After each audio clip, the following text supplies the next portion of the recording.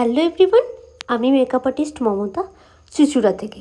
আজ আমি তোমাদের জন্য নিয়ে চলে এসেছি একটা রিয়েল পার্টি মেকআপ ক্লায়েন্টের ফুল টিউটোরিয়াল নিয়ে। তোমরা অনেকেই বলে থাকো যে দিদি ওয়েডিং গেস্ট লুকের ফুল টিউটোরিয়াল দাও প্রোডাক্ট সমেত।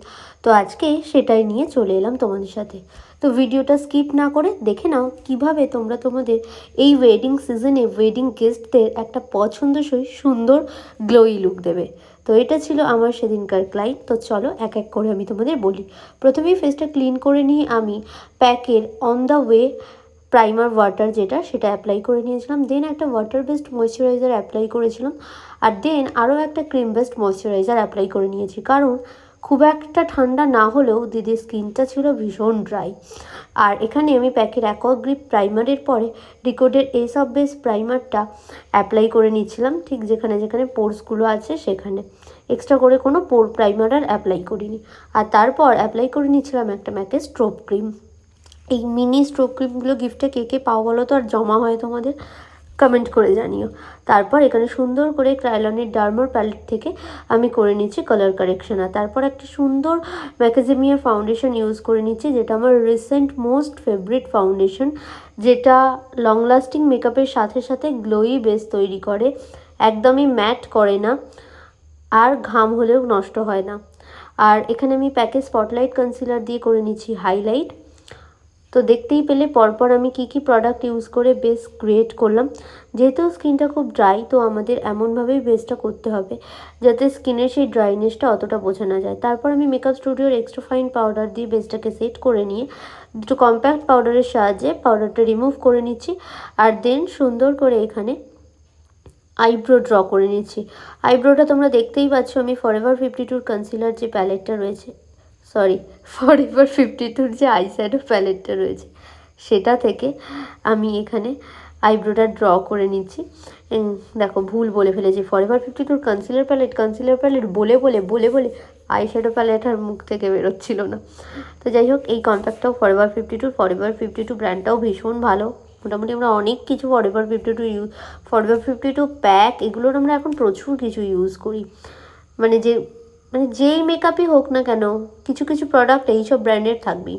তারপর দিদির এইভাবে বসে ঘাড়ে লাগছিল বলে চেয়ারটা ঘুরিয়ে নিয়েছিলাম ওয়ালের দিকে, আর তাই জন্য আই মেকআপটা ঠিকঠাকভাবে নেওয়া হয়নি। দিদি প্রথমেই বলে দিয়েছিল দিদি একদম কালারফুল কোনো আই মেকআপ চায় না, একদম সফট হবে সেটা যেন চায়, মানে সেটাই যেন হয়। তো আমিও সেই বুঝে একটা করে নিয়েছি।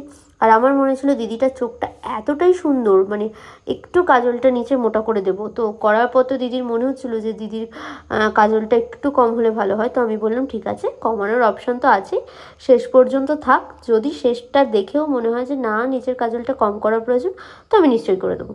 তো এখানে দেখো সুন্দর করে আমি মিডাস টাচের স্প্রেটা অ্যাপ্লাই করে নিলাম। যাদের স্কিন ড্রাই তাদের স্কিনের ক্ষেত্রে অবশ্যই ফিক্সিং স্প্রের আগে কোনো স্টেপে অবশ্যই ময়শ্চারাইজিং স্প্রে বা অনেকবার ময়শ্চারাইজিং স্প্রে ইউজ করে খুব ভালো রেজাল্ট পাওয়া যায়। আমি তো করে থাকি, তোমরাও ট্রাই করে দেখতে পারো।